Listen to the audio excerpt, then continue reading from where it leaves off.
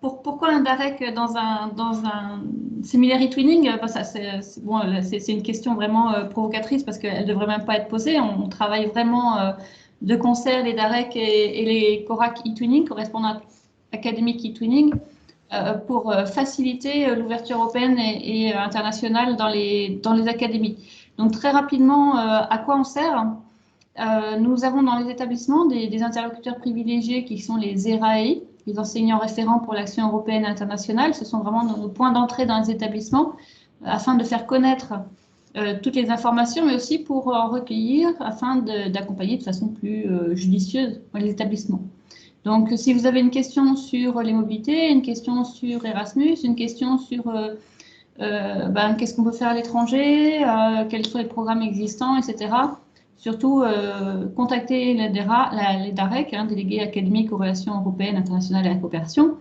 Allez sur leur site internet, vous avez un schéma là, qui illustre tous les rôles que nous avons, à la fois d'accompagnement, mais aussi de pilotage pour l'académie et de conseil auprès des recteurs. Et vous avez à gauche tous les partenaires avec lesquels on travaille. Donc Erasmus, bien sûr. Bonjour Laura, d'ailleurs à ce sujet. Avec l'OFAGE, France Éducation Internationale qui propose beaucoup de choses pour les enseignants. Le ministère, avec la délégation aux relations européennes internationales, la DREC, qui dépend du secrétariat général du ministère. Et bien sûr, toutes les ambassades, les consulats, les instituts français à l'étranger qui permettent de monter des partenariats. Sans oublier Canopé et eTwinning, mais j'ai commencé par ça. Voilà, je ne détaille pas plus pour l'instant, il y aura peut-être des questions. Alors, normalement, je devrais être sur un lien plus sécurisé. Est-ce que ça vous m'entendez bien? Très bien, Elisabeth. Parfait maintenant. Parfait. Merci à Séverine de couper sa caméra. Merci Séverine pour les claquettes. Alors, du coup, je recommence. Donc, je m'appelle Elisabeth Sauzer-Monning. Je suis la directrice du bureau d'assistance nationale eTwinning France, donc basée à Réseau Canopé. J'ai vraiment grand plaisir à être ici avec vous, malgré les aléas du direct de webinaire. Et donc, je voulais vous parler juste quelques instants de ce qu'est eTwinning dans le programme Erasmus+, et ce que fait le bureau d'assistance nationale. Donc, eTwinning, comme vous le savez certainement, en fait, dans le programme Erasmus+, a l'objectif de favoriser la création de partenariats entre établissements scolaires français, européens et dans des pays voisins de l'Europe, comme l'Islande, la Turquie, l'Ukraine, etc. Donc, c'est un dispositif ouvert aux enseignants de tout niveau scolaire, de la maternelle au BTS, avec une ouverture sur toutes les langues aussi souhaitées. Et Réseau Canopé et le Bureau d'assistance nationale, ainsi que le réseau de correspondants eTwinning et d'ambassadeurs eTwinning ont la mission d'accompagner les enseignants dans ces démarches de création de projets, dans le développement de pédagogie de projets à distance. Et on a un certain nombre de formations, de parcours de formation tutorés, en auto-formation, des parcours magistères ou des webinaires enregistrés sur notre chaîne YouTube, des tutoriels, voilà, toutes sortes de ressources qui permettent aux enseignants de se lancer tout simplement au moment où ils sont prêts. Et donc, du coup, ça concerne de plus en plus de personnes, puisqu'on est bientôt à 1 million d'inscrits au niveau européen et près de 70 000 en France. Et c'est vrai que l'année PFUE est particulièrement intéressante pour nous. Je ne sais pas si Philippe ou Blandine, vous pouvez... Voilà, merci. Puisque dans la circulaire qui est parue au mois de juillet, en fait, sur la présidence française de l'Union européenne, le ministère a affiché une volonté très forte, en fait, d'accroître l'engagement des établissements scolaires dans des partenariats. Et donc, dans la circulaire, un des objectifs annoncés, c'est d'avoir un partenariat par école ou établissement scolaire avant la fin de l'année scolaire 2022, donc 100%. Je crois qu'ils sont à 48% aujourd'hui. Donc, du coup, eTwinning est bien identifié comme un levier pour atteindre cet objectif, au même titre que d'autres actions comme plus largement Erasmus+, ou l'OFAGE, etc. Mais voilà, c'est intéressant. Et puis, on est content aussi qu'eTwinning soit clairement identifié comme un levier. Et en fait, les partenariats scolaires est conçu au sens un peu large, où on n'est pas uniquement sur des mobilités physiques, puisque bien sûr, c'est déjà en temps normal, on ne peut jamais déplacer tous les élèves, mais en plus avec le Covid, il y a des restrictions fortes qui restent. Et du coup, on est sur une acceptation plus large de ce qu'est un partenariat scolaire, donc avec du travail virtuel, du travail à distance. Donc c'est pas du travail virtuel, c'est du vrai travail, mais mené à distance. Donc ça c'est pour la circulaire. Et peut-être le dernier slide me permettrait de vous parler un petit peu des ressources qui vous aident si vous êtes intéressé par des actions vers l'Europe, et je suppose que oui, puisque vous êtes là aujourd'hui. Donc dans le cadre de la PFUE, donc le terme un peu difficile pour cette année européenne, il y a une page sur EduSchool dédiée. Donc, page PFUE, si vous cherchez présidence française et éducation nationale, vous allez tomber dessus. J'entends la musique, hein, j'écoute mes trucs, moi. Alors, quelqu'un a leur micro ouvert, Martine peut-être. Voilà, je vous prie de couper vos micros. Donc, cette page est remplie de ressources, dont un guide qui s'appelle le guide des possibles, en fait, qui recense toutes sortes d'actions, de pistes, de ressources qui peuvent donner des idées aux établissements scolaires qui souhaitent se lancer dans l'aventure. Et puis, dans les ressources indiquées, il y a le groupe Éducité pour lequel vous êtes ici aujourd'hui, donc qui est bien présenté dans le guide. Donc, du coup, Séverine a déjà pris la parole. Donc, à moins que tu veuilles compléter, Séverine, je passerai la parole. Mais donne-moi le casque, je t'ai dit tout à l'heure. Peut-être couper le micro de tous et allumer celui de Laura. Alors, le mien doit être allumé. En effet, on a d'autres personnes qui sont micro ouverts. Donc, bonjour à toutes et à tous. Donc, Laura Rodriguez, je suis en effet chargée de promotion et d'animation sur le secteur scolaire à l'Agence nationale Erasmus plus France Éducation et Formation, qui est donc l'agence chargée de la mise en œuvre du programme Erasmus plus au niveau national. Donc, c'est un plaisir pour moi de participer à ce webinaire de lancement du groupe Éducité aujourd'hui. Tout particulièrement aujourd'hui, car comme vous le savez peut-être, cette période, elle est symboliquement importante, aussi bien au niveau national et européen, car à partir de demain, les 14, 15 et 16 octobre, se tiennent les Erasmus Days, donc les grandes journées de célébration des projets Erasmus+, dans toute l'Europe.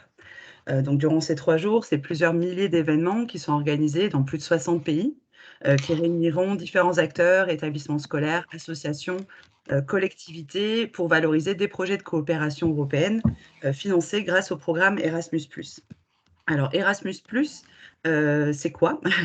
Donc Erasmus+, c'est le programme star de l'Europe qui rassemble tous les acteurs de l'éducation et de la formation tout au long de la vie, donc tous secteurs confondus, de la maternelle à l'âge adulte, en passant donc par la formation professionnelle, l'enseignement supérieur, etc. Une info importante, c'est que le budget du nouveau programme Erasmus+, a augmenté de 80%.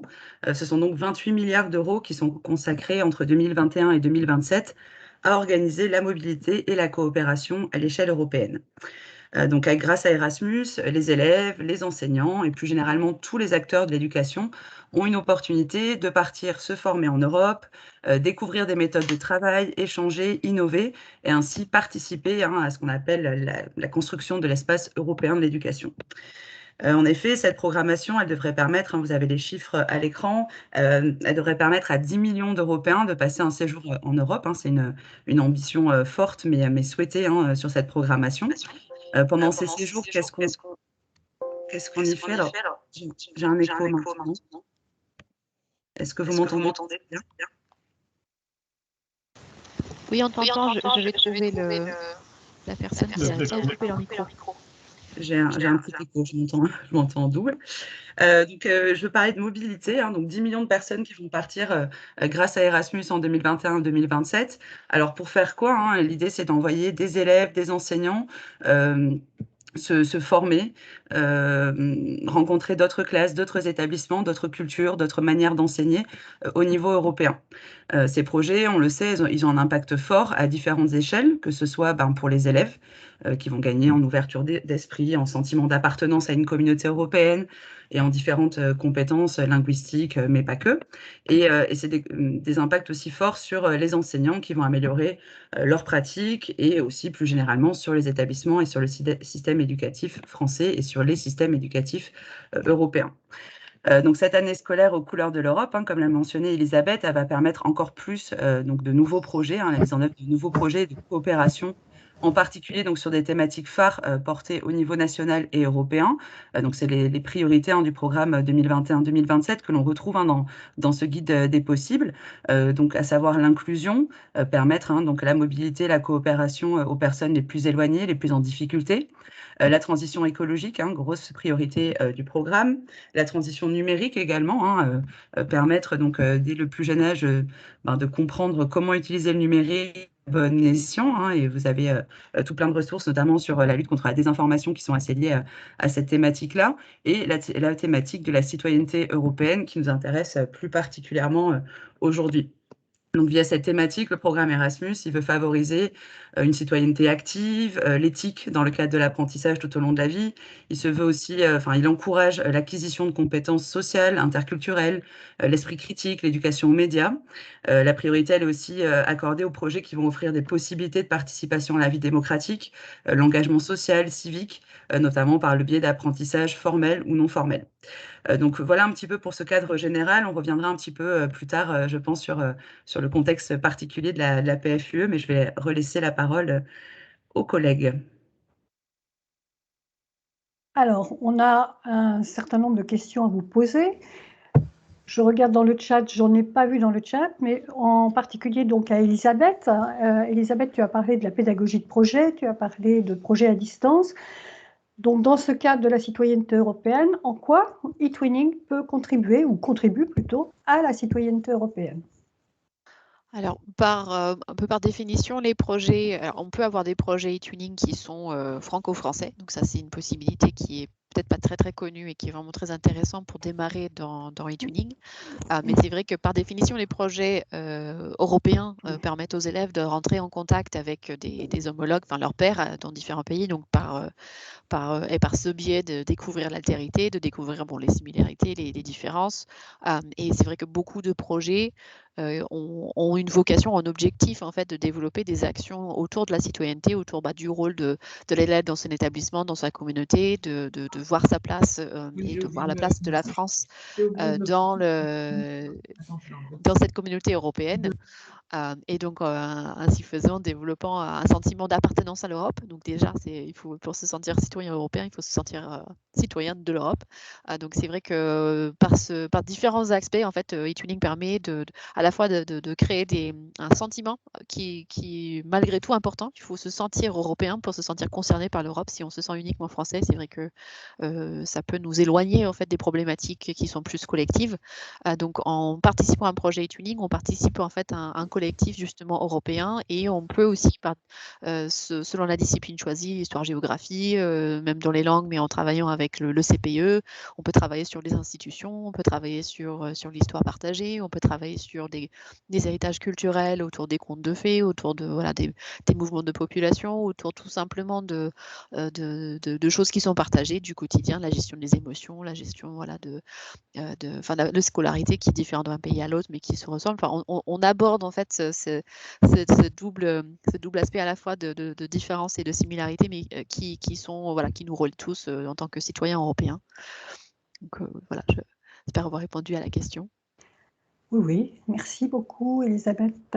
Je laisse la parole à Blandine, je crois. Oui, merci Elisabeth. Donc, si vous n'avez pas d'autres questions concernant eTwinning, moi je voudrais m'adresser à Séverine, donc la DAREC, pour savoir qu'est-ce qu'un DAREC peut faire dans sa région ou dans son académie au sein de son service concernant la citoyenneté européenne. Est-ce que vous auriez quelques exemples à nous donner, s'il vous plaît? Oui, alors on a plusieurs rôles déjà de promouvoir, c'est-à-dire qu'on peut informer les établissements de tous les possibles. Donc par exemple, il y a eu l'appel à projet de la DREC, Célébrons l'Europe, qui permet aux établissements de demander une subvention pour mener leur projet en établissement. On peut faire connaître eTwinning, on peut faire connaître Erasmus. Donc il y a cette dimension de promotion. Il y a cette dimension aussi d'accompagnement, c'est-à-dire qu'à partir du moment où un établissement souhaite développer un projet sur la citoyenneté européenne, il peut avoir besoin d'ingénierie de démarche de projet ou de trouver des partenaires.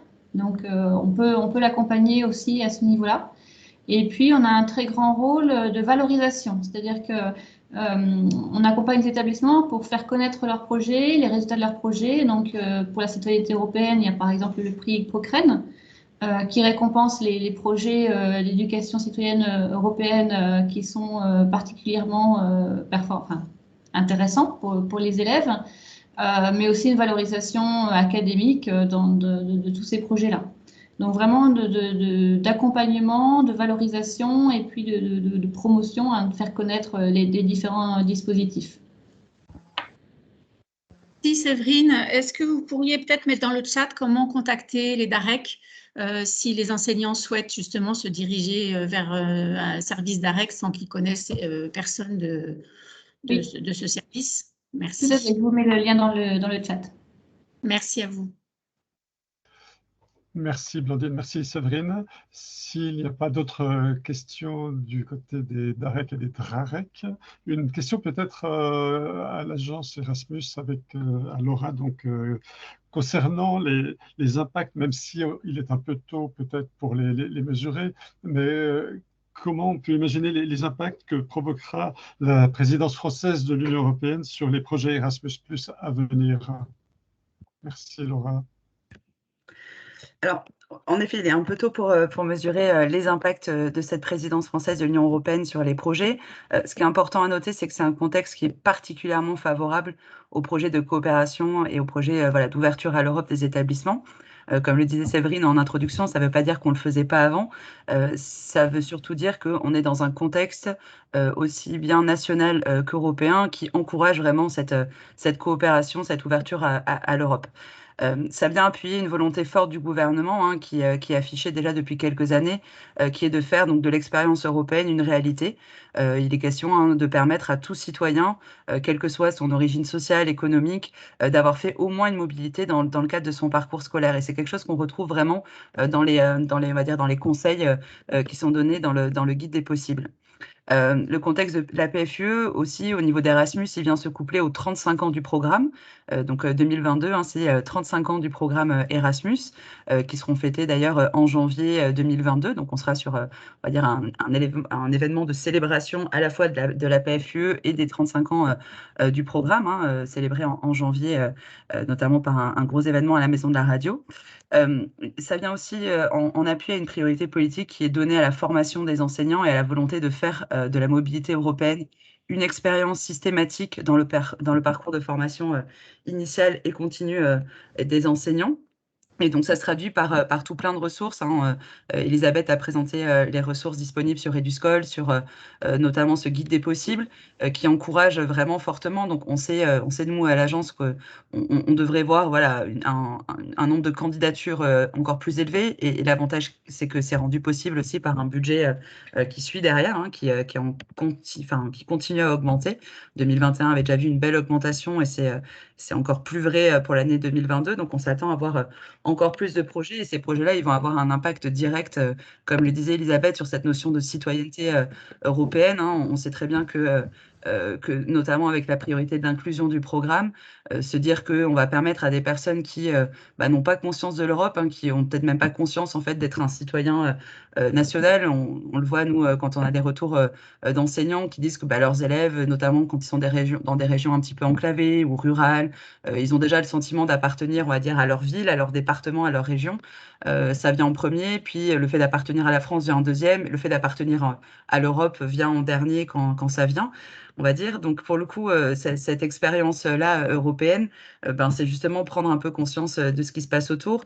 Et c'est pas pour les élèves, mais c'est aussi pour les enseignants. On a beaucoup de retours d'enseignants qui en fait reviennent enchantés dans leur période de formation ou d'observation de pratique à l'étranger en se rendant compte que il y a les problèmes qui se posent au quotidien, les défis du quotidien dans leur métier d'enseignant, ils les retrouvent ailleurs. Et c'est ça aussi qui fait donc naître ce sentiment de citoyenneté européenne et de contexte européen.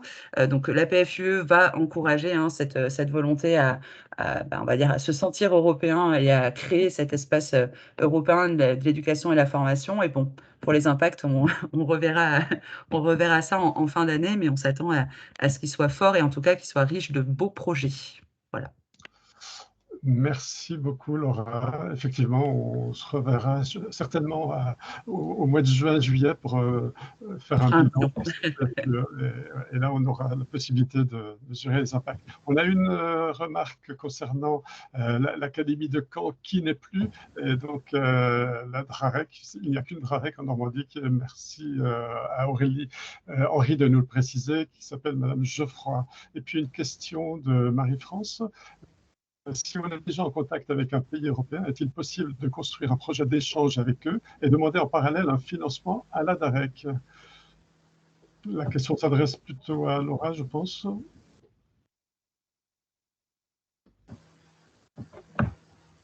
Alors, elle s'adresse peut-être à moi, elle va s'adresser aussi à Séverine. C'est-à-dire que oui, vous pouvez monter des financements et oui, adressez-vous à votre DAREC ou DRAREC parce que ce sera la personne la plus à même de vous accompagner pour une première idée de projet. Ça peut rentrer bien sûr dans un financement Erasmus+, s'il est question d'échanges. Encore une fois, les échanges, et le guide des possibles le montre bien, ça peut être des échanges à distance, de manière virtuelle, enfin bien réelle, mais à distance via eTwinning notamment, ou par des financements pour de la mobilité, de la rencontre via Erasmus+. Mais en effet, la première étape est peut-être de vous adresser à la DAREC, qui ne vous donnera pas des financements, mais vous accompagnera pour trouver les financements appropriés. Séverine, je te laisse compléter. Oui, je confirme. Effectivement, les DAREC n'ont pas de financement par eux-mêmes ou très peu. Donc, nous, dans l'accompagnement effectivement au financement, donc essentiellement accompagnement effectivement sur la rédaction de projets Erasmus, qui ont une réputation parfois d'être difficile, mais en fait, ça s'est quand même beaucoup simplifié avec la nouvelle programmation. Et puis, accompagner, ça se fait. Surtout qu'il y a les systèmes d'accréditation aujourd'hui qui quand même simplifient beaucoup les démarches. Donc, c'est vraiment la voie royale en termes de financement européen. Il y a d'autres voies. Il y a des académies notamment qui ont déposé des accréditations à l'échelle de l'académie et qui donc accompagnent les établissements dans les mobilités. Donc là, c'est vraiment à chacun d'aller voir son DAREC pour demander ce qu'il en est dans son académie au niveau des financements des mobilités. Il y a d'autres dispositifs qu'Erasmus, mais c'est quand même la voie royale. Merci Séverine. Elisabeth, un mot pour compléter? Oui, juste pour compléter, et si vous êtes déjà en contact avec eux, mais en dehors du cadre d'un projet scolaire, c'est vrai qu'il peut être intéressant du coup de créer un petit projet e-tuning pour pour déjà construire un petit peu une base de travail, quels sont les objectifs que vous souhaitez approfondir et vous entraîner un petit peu en faisant quelques activités à distance sans enjeu, mais en tout cas pour vous familiariser avec les échanges européens. Alors, je remonte un tout petit peu dans le chat. Il y a une question de Jennifer Solera qui questionne par rapport à la promotion de ce groupe. Est-ce que les enseignants d'autres pays peuvent y participer? Donc, le groupe Éducité, on l'a déjà dit, ça a été lancé pour la présidence française de l'Union européenne. Donc, a priori, plutôt pour des enseignants français. Cela étant, tous les groupes sur eTwinning sont ouverts à tous les e-twinners, qu'ils soient français ou d'ailleurs. Donc, pourquoi pas, l'espace de partage et de mutualisation sera également ouvert à ces enseignants-là, même si on ne leur envoie pas spécialement de publicité pour ce groupe. D'autre part, je crois qu'il y a un projet de basket avec Balgui et j'imagine qu'on peut tout à fait valider cette idée de tournoi sportif pour renforcer et développer le sentiment d'appartenance à l'Europe. Vous êtes dans le thème. Je crois qu'il est temps peut-être de nous présenter rapidement les animateurs. Nous sommes donc, si Blandine peut repartager son écran et activer les caméras. Blandine, tu n'es plus là? Bon. Si, je croyais l'avoir partagé tout à l'heure. Ça a dû changer. Sinon, on va le faire sans... C'est bon. Là... Voilà. Merci. Alors, donc, vous avez les animateurs de ce groupe Éducité sous les yeux, donc Blandine Bourreau, Marilyn Lagneau, Philippe Millet, moi-même, et une adresse de contact, educité@ eTwinning.fr et c'est à cette adresse que vous pouvez vous adresser à nous pour solliciter des aides, des conseils, pour avoir des réponses à des questions que vous vous poseriez pendant toute la durée de cette PFUE. Donc, à partir de maintenant jusqu'au mois de juin, et on essaiera, nous, de notre côté, de vous proposer régulièrement, ou pas, mais en tout cas, de vous proposer des webinaires. On a déjà quelques idées pour le mois de novembre, de janvier, etc. Donc, on vous fera part par une sorte de petite lettre. Si vous êtes bien inscrit à la lettre de diffusion que Marilyn évoquera dans un instant, vous aurez les informations, mais vous pouvez aussi les solliciter directement en nous écrivant sur educité@etwinning.fr. Blandine et Marilyn, si vous voulez compléter. Non, non, c'est bon. Juste ma caméra, si vous, je sais, ben moi, comme j'ai partagé l'écran, je ne sais pas si on me voit, voilà. Bonjour à tous.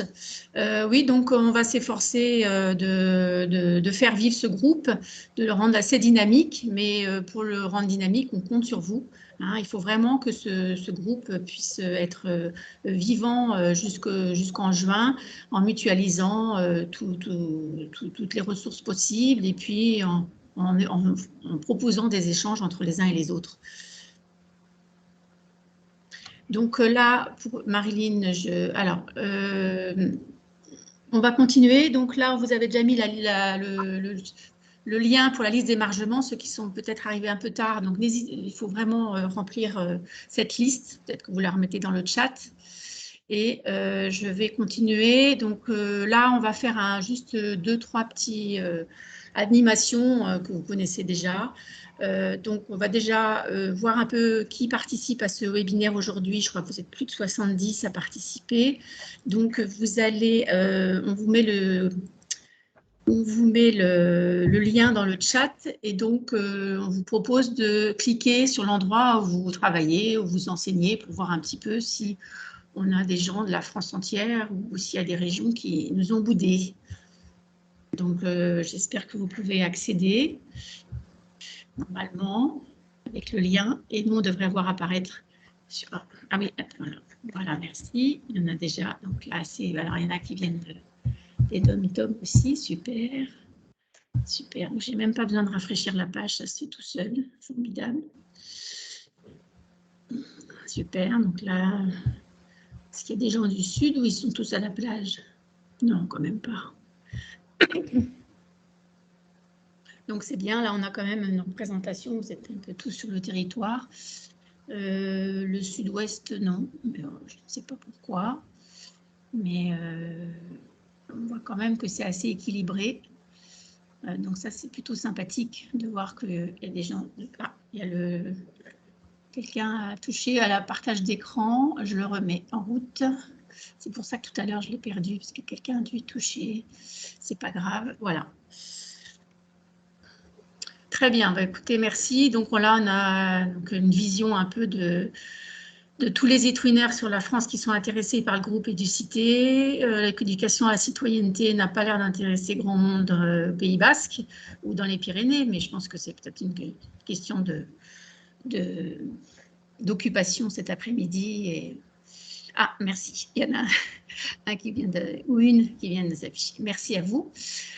Donc, on va passer à la diapo suivante où là aussi savoir un petit peu votre expérience sur eTwinning, si vous êtes plutôt débutant ou alors vous utilisez régulièrement la plateforme ou si vous êtes un super expert. Pour nous, c'est important pour la suite dans l'animation du groupe. Donc, la même chose. Philippe a dû vous mettre le lien dans le chat. Et donc, nous avons beaucoup d'experts. Voilà. Alors, je n'ai pas le chiffre là. Attendez, parce que là, j'ai un petit souci. Je peux pas.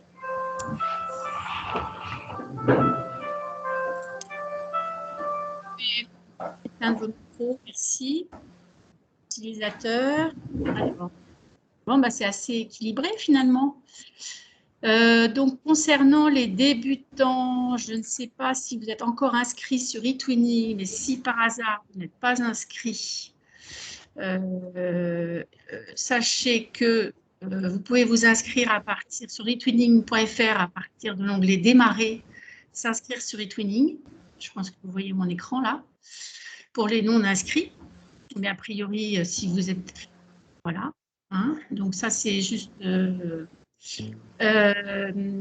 puis pour les débutants déjà inscrits, n'hésitez pas à regarder sur Canopé toutes les formations qui sont proposées, aussi bien en présentiel dans votre académie ou département, que des formations en ligne.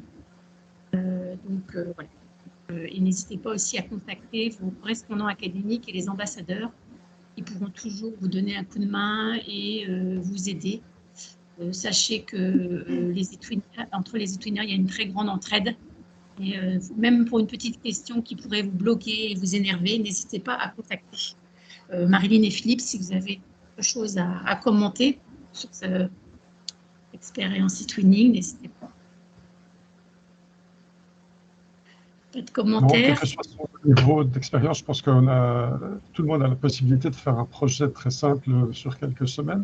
Ce qu'on n'a peut-être pas assez répété tout à l'heure et qui sera toujours temps de rappeler, c'est qu'on compte beaucoup sur vos attentes finalement pour savoir un peu en quoi on pourra être utile et vous apporter soit des ressources, soit des aides techniques ou pas. Donc, faites-nous signe si vous avez des attentes, soit dans le chat maintenant, soit par la lettre, soit par l'adresse qu'on vous a donnée tout à l'heure. Merci. Alors, je reviens un petit peu en arrière parce qu'il y a une question sur Erasmus dans le chat. Donc, une question de Marie-France. Je vois que la date d'envoi du dossier pour Erasmus+ est le 19 octobre. Je pense que c'est pour un financement à partir de septembre 2022. Alors, en effet, le 19 octobre se clôture l'appel à candidature pour l'accréditation, qui est maintenant, on va dire, la voie à privilégier pour organiser de la mobilité dans son établissement. Donc, on demande une accréditation. Une fois qu'elle est obtenue, on pourra demander chaque année des financements de manière simplifiée. Vous étiez nombreux à dire que c'était complexe les financements, et comme le mentionnait Séverine, l'objectif de cette accréditation, c'est de justement alléger les procédures administratives. Donc, en effet, l'appel là permettra, en fait, donc, si vous êtes accrédité, de pouvoir demander au printemps prochain des financements qui seront valables, on va dire, et utilisables pour la rentrée de septembre suivant, donc rentrée 2022-2023. Si vous avez, on va dire, loupé l'appel, qu'il est un peu tard là tout de suite de vous y lancer, puisque c'est dans une semaine, il y a toujours un autre appel pour une autre voie d'accès au programme, qui est le projet de mobilité de courte durée, dont l'appel s'ouvrira au début d'année prochaine. On va dire que c'est des projets qui permettent de faire un premier pas dans Erasmus pour les non-initiés. Voilà. Vous trouverez pour le coup toutes les infos sur le site Mon Projet Erasmus+, qui est le site d'accompagnement des candidats et des porteurs de projets Erasmus. Très bien, merci Laura. Donc, nous allons laisser la parole à Marilyn. Est-ce que vous voyez toujours le partage d'écran? Une autre question sur le chat concernant une recherche de partenaires. Je souhaiterais trouver une école partenaire. J'ai déjà organisé des consultations citoyennes et fait un projet avec la Slovaquie, mais je peine à entrer en contact avec un établissement européen. Je suis responsable DNL, anglais, histoire, géographie. Donc, on peut sur le site eTwinning, dans le forum recherche de partenaires, vous pouvez trouver des partenaires, déposer un message afin de trouver des partenaires pour faire des échanges, soit à distance, soit Erasmus, soit physique, soit les deux. Ça, c'est ce que je peux vous répondre. Peut-être que quelqu'un veut compléter. Oui, c'est Elisabeth. Je peux effectivement compléter. Si vous avez un projet spécifique un peu comme ça et vous avez du mal à trouver des partenaires, je vous invite vraiment à écrire à notre hotline assistance@etwinning.fr, puisqu'on a une équipe de personnes qui peuvent vous aider. Et justement, la recherche de partenaires, c'est vrai qu'il faut être persistant et il faut bien travailler ses messages. Et donc, du coup, on a plusieurs webinaires sur le sujet justement de la recherche de partenaires, mais n'hésitez vraiment pas à nous demander de l'aide.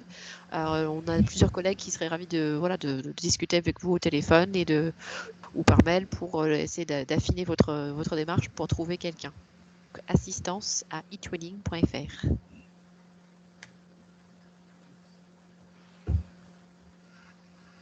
Alors, on va vous présenter maintenant le groupe, c'est-à-dire le groupe eTwinning, le groupe Élucité.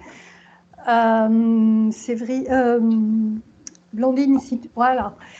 Donc là, vous êtes sur la page d'accueil du groupe. Vous êtes environ 320 inscrits sur ce groupe.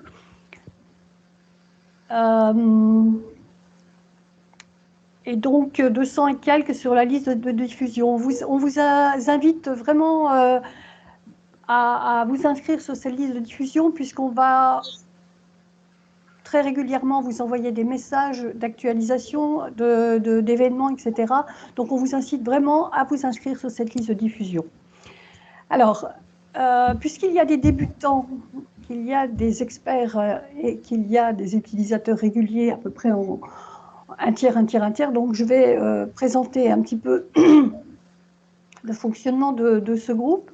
Donc vous avez un onglet membres. Sur cet onglet membres, vous avez les membres, donc voilà, les membres inscrits. Si tu peux cliquer, Blandine, s'il te plaît, parce que c'est toi qui as la main. Désolée, ça rame un peu. Non, mais c'est pas grave. Je ne sais pas, c'est tout. C'est pas grave, on va aller sur les pages, c'est pas grave.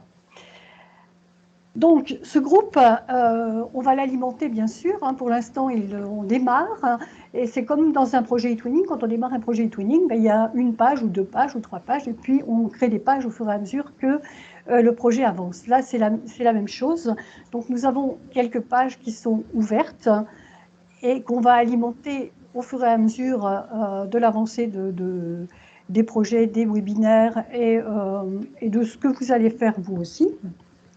Donc, dans ces pages, la première page, alors j'attends que Blandine se remette dans les... C'est moi qui suis en train d'aller trop vite.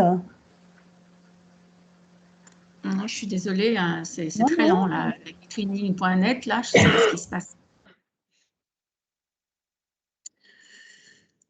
Désolée.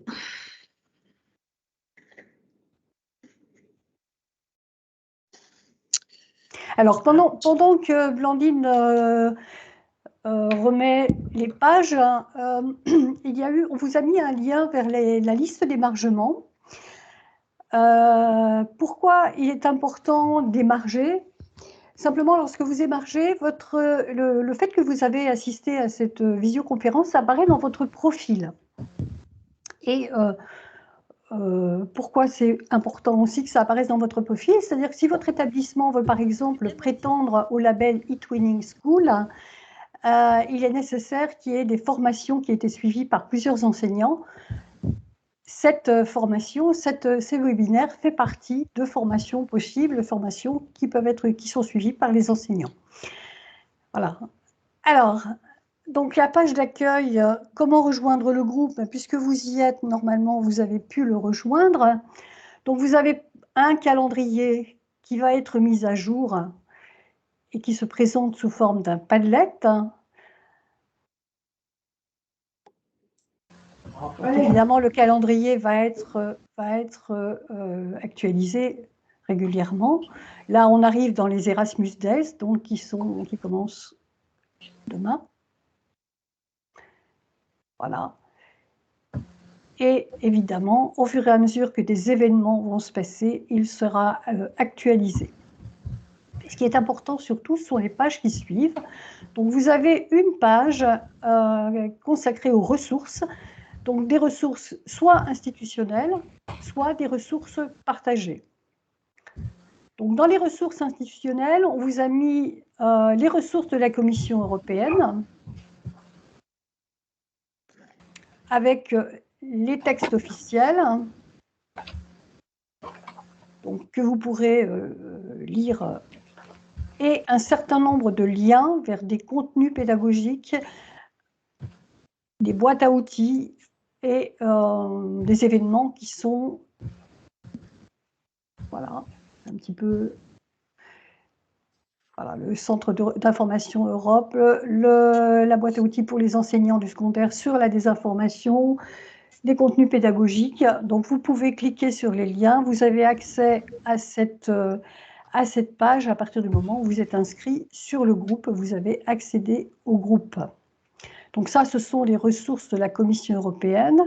Vous avez aussi les ressources du ministère qui vont être actualisées forcément au fur et à mesure que l'année scolaire va avancer. Donc, vous avez l'appel à projet et le BOEN, le lien vers le BOEN, le site EduScol avec le lien vers la journée de l'Europe et le lien vers le guide des possibles que vous pouvez également télécharger directement depuis la page du groupe.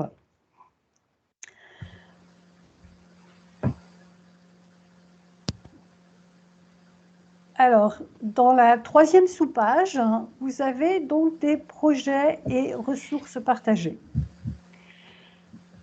Alors, la première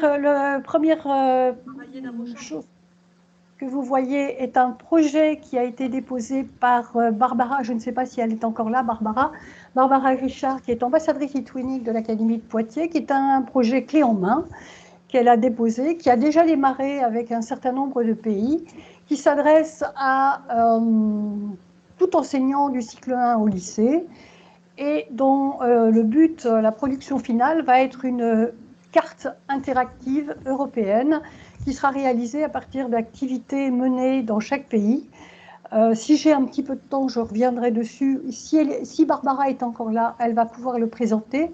Ce projet est présenté dans une petite vidéo qui est sur la page que vous pourrez également consulter. Sous ce projet de Barbara Richard, vous avez un certain nombre de petites vidéos qui ont été mises en ligne par la DAREC de l'Académie de Poitiers, qui présentent l'Union européenne en quelques minutes. Les institutions, qu'est-ce que c'est que l'Union européenne, comment ça marche, etc. Il y en a 5. Donc, vous pouvez les regarder, vous pouvez les utiliser. Et évidemment, bien évidemment, ces ressources partagées seront, cette page sera alimentée au fur et à mesure. Alors, ce qui est important, c'est qu'on a créé un espace de partage et de mutualisation. Ça, c'est pour vous. Et dans cet espace, dans cette page de partage, donc, se trouve un Padlet. Voilà, Blandine l'a mis en grand, donc sur lequel vous allez pouvoir déposer vos idées de projet, ou les projets que vous avez finalisés, ou les projets que vous êtes en train de mener, ou les projets ou des événements que vous faites, ou c'est votre contribution un petit peu à ce groupe, les jeux que vous faites, des escape games, enfin ce que vous faites dans vos classes, c'est intéressant pour tout le monde, c'est intéressant pour vous, c'est intéressant pour nous. Et puis, vous pouvez échanger entre vous. Vous êtes 300. Je pense que certains d'entre vous peuvent éventuellement correspondre et même mener des projets ensemble. Donc, vous pouvez, au fur et à mesure, le compléter. Et vous avez un forum de discussion éventuellement pour discuter avec vos collègues sur ce Padlet.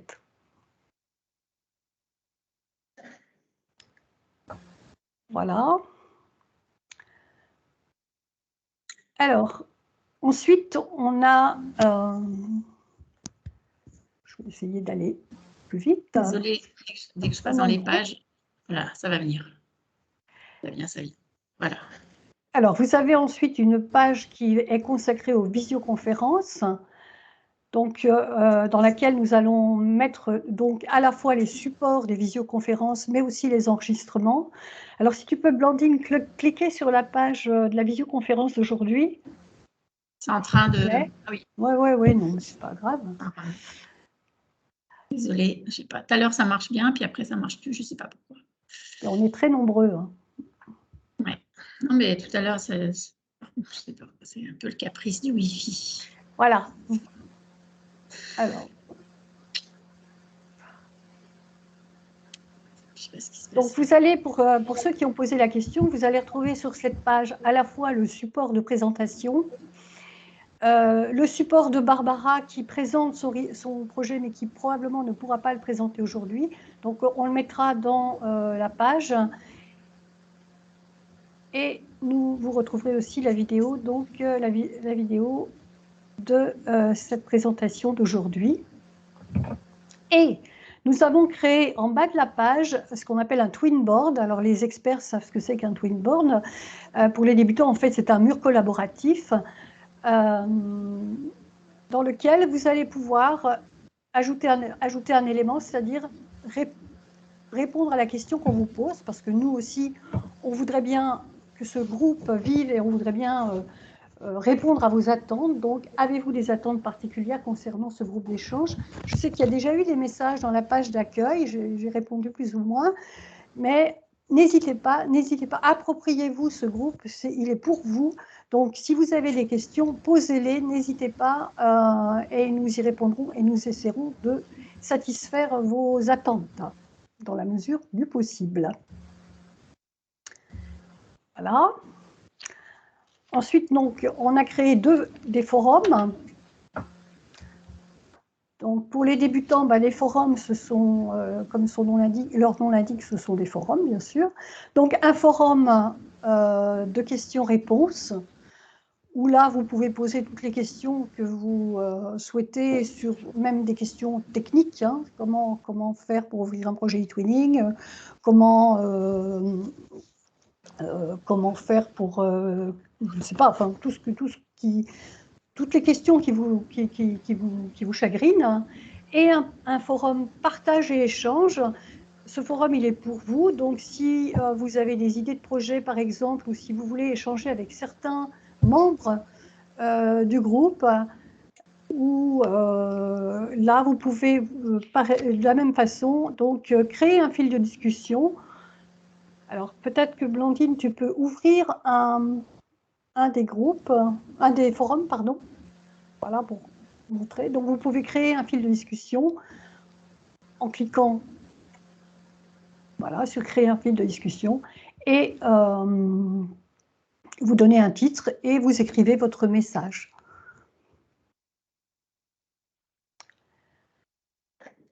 Voilà. Alors, bon, il y a des petites choses techniques. Et là, par exemple, vous pouvez poser vos questions dans le forum questions-réponses et des petits détails techniques pour recevoir des notifications, etc. Mais là, je n'ai pas trop le temps de m'attarder là-dessus. Donc,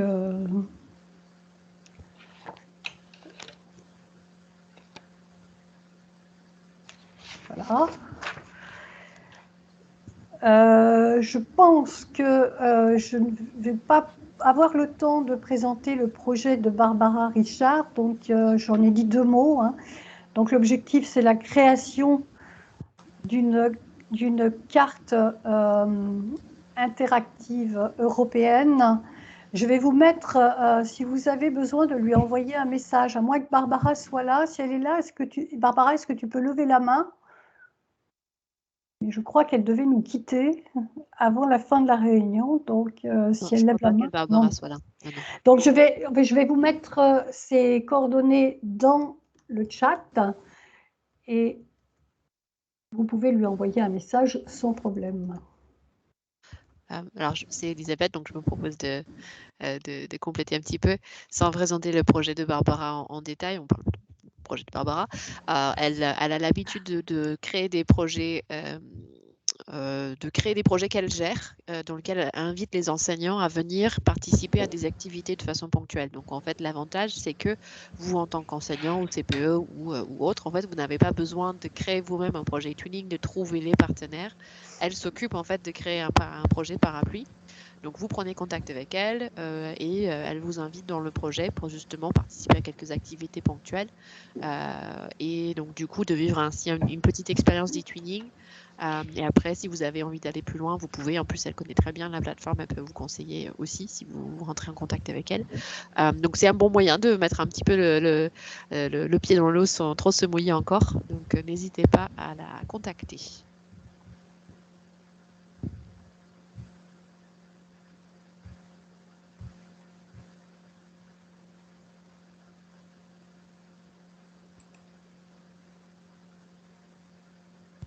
Alors, pardon, vas-y Marie, je t'ai coupé la parole.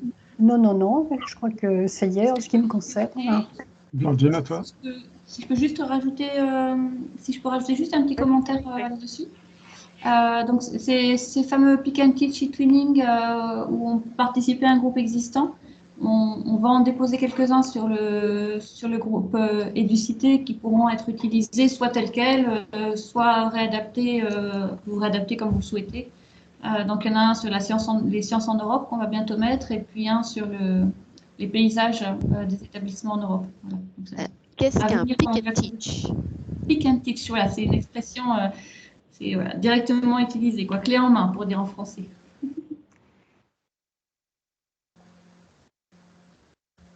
Alors, une petite question technique là concernant le Padlet. Effectivement, pour l'ouvrir, le mieux est de copier le lien et de l'ouvrir dans le navigateur, je pense. Voilà. OK. Voilà, je l'ai mis dans la conversation, le lien. Voilà, c'est ça. Hein. C'est...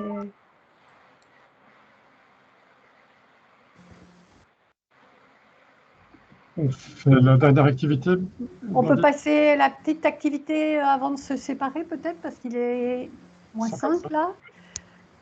Donc là, c'est le projet de Barbara. Tu peux passer là, je pense, Blandine.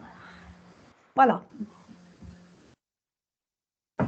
Donc, une dernière activité avant de se quitter, c'est on va vous demander de mettre des mots-clés, 3 mots-clés pour répondre pour vous, qu'est-ce que c'est que la citoyenneté européenne? Donc, le lien doit être dans le chat. Et donc, vous pouvez mettre vos mots-clés. C'est un nuage de mots, en fait. Hein.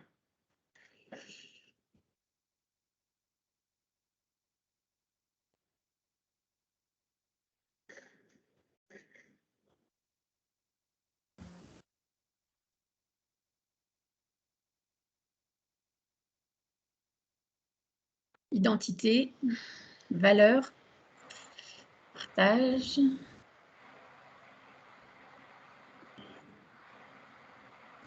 Voilà,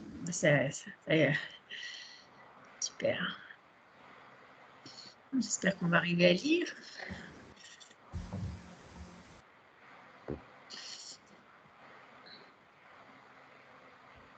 C'est dynamique.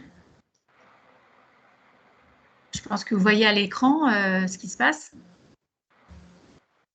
Oui, on voit très bien. Oui. D'accord. Donc, c'est quand même le mot partage qui a été proposé plusieurs fois, puisqu'il est en plus gros. Appartenance, alors là, alors Strasbourg, tiens, c'est amusant, ça, Strasbourg. Donc, c'est plus par rapport à l'Europe, j'imagine, que par rapport à la citoyenneté, mais pourquoi pas. Libre circulation, très intéressant. Confiance, souveraineté. Donc, de toute façon, ce nuage de mots, on va le faire une capture d'écran et on vous le transmettra. Parce que je trouve qu'il y a des mots intéressants. Respect, tout à fait. Altérité, partage, altérité, ressemblance. Oui, là, ça devient effectivement. Là, ça vous donne des sujets aussi de petits projets à faire, enfin, de petites actions à faire au sein de l'établissement. Meilleur niveau de vie. Tiens. Histoire, destin commun, convergence, engagement, richesse. Là, vous avez effectivement, c'est très varié. Toujours le mot partage quand même qui reprend le dessus. Connaissance, ouverture, identité, valeur. Ce que je trouve intéressant, je trouve que c'est intéressant que ce ne sont pas justement on va dire les aspects techniques de l'Europe en fait auxquels on pense. C'est vraiment ce côté sentiment, appartenance, c'est quelque chose d'assez personnel finalement où voilà, dans le partage, dans l'ouverture, mais dans des valeurs identités européennes, tout ça, ça se construit dès l'enfance et donc c'est d'autant plus le rôle de l'éducation et des enseignants engagés dans des projets européens qui permettent de construire ce sentiment d'appartenance et d'ouverture chez les élèves parce que c'est vrai que si on reste juste sur ce qu'on voit dans les infos, on voit effectivement Bruxelles, droit commun, mais enfin quelque chose d'un peu plus technique. Donc l'Europe technique, on le voit bien dans les médias, mais l'Europe des valeurs et des personnes, c'est quelque chose qu'on doit vivre quelque part pour le comprendre. Et donc, vivre un projet européen, que ce soit eTwinning, OFAGE, Erasmus+, c'est vrai que c'est un moyen pour les élèves de le toucher du doigt et de l'intégrer un peu à leur ADN, ou en tout cas de le découvrir et que cette graine soit plantée dans leurs esprits. C'est très humain, en fait, finalement, l'Europe. Laura, merci Elisabeth. Laura et Séverine, un commentaire de votre côté par rapport à ce nuage de mots très évocateur? Ce que je trouve intéressant, ça rejoint un peu ce que dit Elisabeth, c'est que les mots qui apparaissent en gros, c'est des mots qui font plus référence à du sentiment, à de l'expérience. On parle de partage, de connaissances, de valeurs, de sentiments, d'appartenance. Et à côté de ça, si on voit un peu les mots qui sont plus petits, on a beaucoup de mots de communauté, de convergence, de commun, en fait. Enfin, je pense que si on reprend tous les mots, il y a du commun, en fait, ça apparaît beaucoup. En fait, je pense que pour le coup, il pourrait être très gros aussi, ce mot-là. Et c'est intéressant parce que je pense que c'est ce qu'on observe vraiment dans tous les projets, que ce soit justement les projets Twinning ou Erasmus, c'est le fait de partir sur quelque chose qui est une expérimentation un peu individuelle. Hein. On le voit quand des enseignants ou des élèves ont participé à un projet européen. Ils ont d'abord eu une expérience pour eux qui a été très bénéfique et qui a permis justement d'avoir une expérience plus large, parce qu'on parle vraiment de sentiment d'appartenir à une communauté européenne. Donc je pense que c'est intéressant en fait qu'il y ait ces deux côtés-là qui ressortent, une expérience individuelle, mais qui donne lieu en fait ensuite à un sentiment plus collectif. Merci Laura. Séverine. Oui, alors le sentiment du coup moi, qui ressort, c'est un sentiment très positif et ça donne envie d'y aller en fait parce qu'on voit qu'on partage donc toutes ces idées-là, toutes ces envies. Et bien, il n'y a plus qu'à y aller, il n'y a plus qu'à emmener tout le monde avec soi dans des projets de citoyenneté européenne. Voilà, il n'y a plus qu'à, comme vous dites. C'est le mot de la fin. Ça, c'est le mot de la fin. Non, pas tout à fait. Le mot de la fin, c'est que si vous avez des questions, on vous a suffisamment répété le mot il y a plusieurs façons de poser des questions, hein, à travers Twinboard, des questions détournées dans Padlet, des questions à la lettre, à l'adresse contact éducité, etc. Et puis un rendez-vous quand même qu'on vous donne dès maintenant, qu'on vous confirmera, rassurez-vous, le 17 novembre à 16h. Un autre webinaire, une visioconférence sur le thème des fake news, la désinformation, qui était un thème à l'honneur toute cette année 2021. Et donc, on présentera 2 projets lauréats du concours national e-twinning. Merci beaucoup infiniment à nos 3 invités de marque, Elisabeth, Séverine et Laura. Merci à toutes les participantes et à tous les participants. Vous étiez très nombreux, ça nous a fait très très plaisir. Et donc voilà, à la prochaine. On vous remercie encore. L'enregistrement sur la page du groupe. Tout à fait. Et merci à vous, animateurs. Merci Elisabeth.